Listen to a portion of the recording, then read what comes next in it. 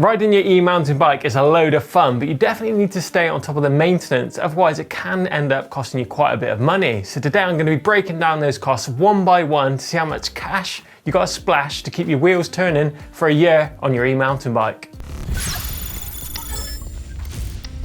The first and most important consideration to take into account is what e-bike you have or what e-mountain bike you're about to buy. At the end of the day, high-end e-bikes have high-end components. So if you're replacing those high-end components like for like, you're going to be spending a lot of money. Therefore, a mid-level e-bike is going to have mid-level components. That way you're going to save a load of money when it comes to replacing those high-wear items. The mountain bike industry has been chasing faster and lighter components for many years, but as e-bike riders, we just want good durability from all of our components. We're not after spending loads of money for something that might give us a marginal performance gain out on the trail. We just want it to last a lot longer. Just remember that £300 lightweight cassette isn't going to get you up or downhill any faster than, say, a £60 cheap budget one. Right, so let's take a look at some actual costs of running your e-bike. Well, we're here in the UK, so we're going to be using pound sterling for this.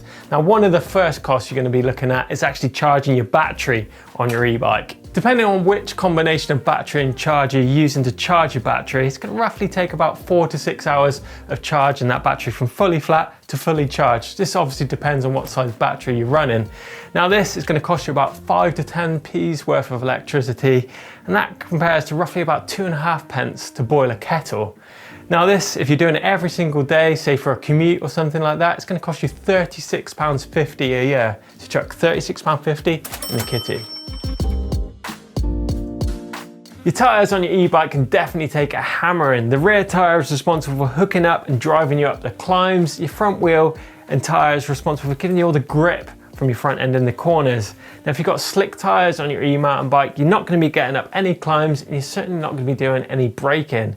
Another factor to consider is the tyre compound. Now, a soft compound tyre is going to hook up better off-road, but if you're riding them on the road, it's definitely going to wear out a lot quicker. So where you ride and how often you ride, it's also going to factor in how much tyre wear you're going to experience. If you're riding soft, muddy trails, you're not going to experience the same kind of tyre wear as someone who's riding rocky, hardcore kind of trails. And if you're riding once a week or you're riding 5 days a week, you're also going to experience a lot more tyre wear.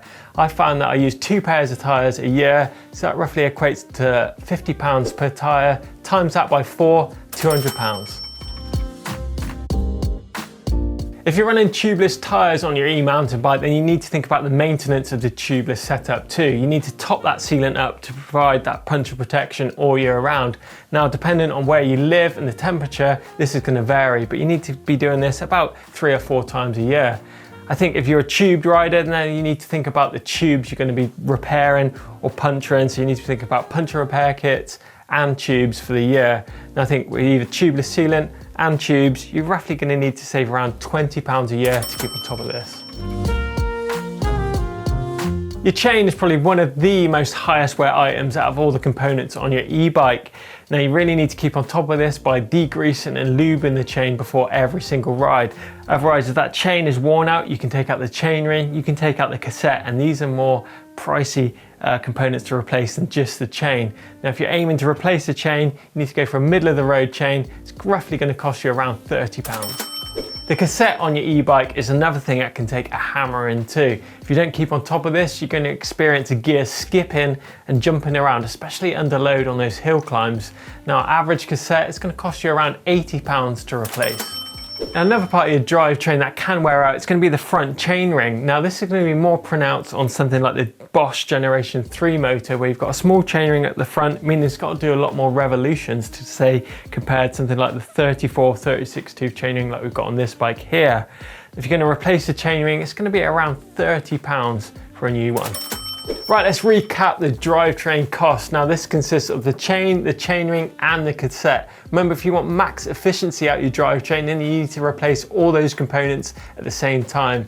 If you're riding regularly off-road, you're going to need about 2 sets of drivetrain a year, and that's going to cost £280 per year to get the max life out your drivetrain. Brake pads on your e-mountain bike can also have a pretty harsh life too. They're responsible for bringing that bike down from high speed, mixed in with a bit of moisture and a bit of grinding pace from the trails. It means they can be a pretty high wear item. Now, if you want max life from your brake pads, then you need to be sticking sintered pads in there. Now, brake pads come in roughly about £15 per wheel, and you're gonna need 2 pairs of brake pads a year at least. So that's £60 going into that kitty. One part of your e-bike that often gets overlooked is the suspension on it. Now, this is really important to provide that magic carpet ride feel across technical terrain. Your fork's gonna need a bit of love. They might need an oil change, or they might need the seals replacing. It's pretty much the same deal for the rear shock too. Now, if you've got a full suspension bike, you're gonna have a bit more of a sting in the tail because you're gonna need to get the fork serviced and the rear shock serviced. If you're lucky enough to run a hardtail, you're gonna need to get the fork serviced. These are going to come in £100 per end, so £100 for a hardtail or £200 for that suspension servicing for the year.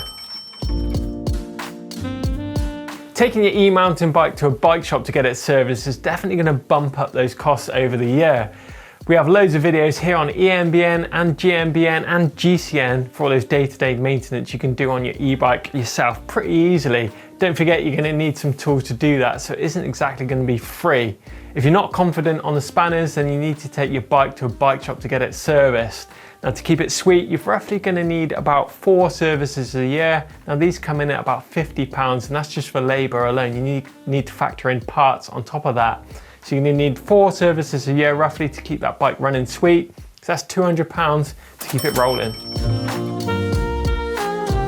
Part and parcel of looking after your e-bike is going to be washing it, cleaning it, lubing it, degreasing it. So you need to factor in all these items as well. You can of course use water just to wash your bike, and that's going to be free, but a dedicated bike wash is going to make your life a lot easier.